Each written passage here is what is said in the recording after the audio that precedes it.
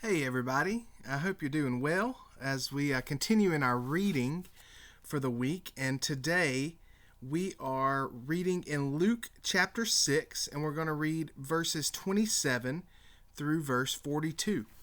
And today, the title of this is Love Your Enemies, but today we're going to see it goes beyond that. There's more than just loving your enemies in here. It talks a few different things. As we begin in verse 27, we see a few different commands, and I just want to read those commands and talk about them a little bit. It says, love your enemies, do good to those who hate you, bless those who curse you, pray for those who abuse you. To one who strikes you on the cheek, offer the other also, and from one who takes away your cloak, do not withhold your tunic. How difficult do these statements sound?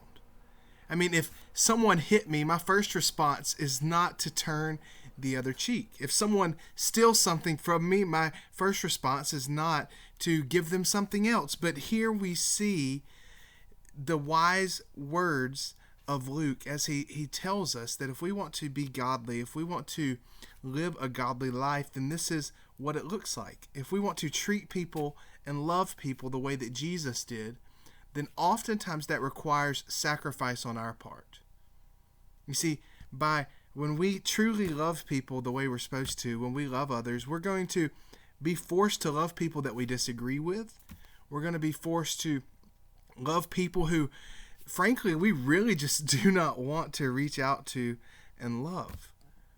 But the reality is Christ-like love and Christ-like living towards others oftentimes causes us to humble ourselves and not put ourselves first, but rather to look at others and to elevate others above us and to serve them and love them. As we move down through this passage, it also talks about not only loving the people that love you, but love those who hate you. Are you really doing anything if you just love the people who love you? And I love this point. It says, even sinners love those who love them. If you do good to those who do good to you, what benefit is that to you? Even sinners do the same. And we are called to be different. We are called to stand out in this world. And one way that we can do that is by loving people that are our enemies. I guarantee you, if you are in a crowd and you stand up and you love someone who everyone else hates, especially who maybe you hate, maybe they're different than you, and you stand up and love them, people are going to notice. You're going to stand out. As we get down to the bottom of this passage, the last few verses talk about judging others. And it says, judge not, and you will not be judged. Condemn not, and you will not be condemned. Forgive, and you will be forgiven. Give, and it will be given to you.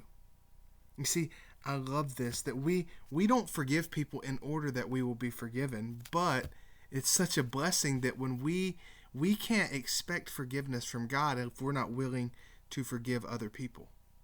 If we don't want to be judged, if we don't want others to judge us, but then we turn around and judge others, we're being total hypocrites. And so if we're going to live Christ-like lives, then we are called to live differently, to stand out, to be distinctive. That's what we talked about the other day about being salt in this world, to be distinctive and to stand out. And that is the call for us today.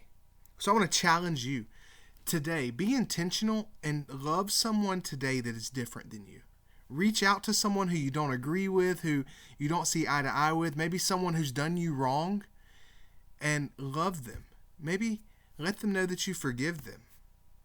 Maybe find a way to bless them and their family. I want to challenge you today to be the body of Christ, to not live like the world, but to live like a Christian, and to love even when it hurts. So I hope that you have a great Thursday. I hope that you find someone today to love. And I hope you know that I love you. I'm praying for you. And I'm excited to be with you again tomorrow morning.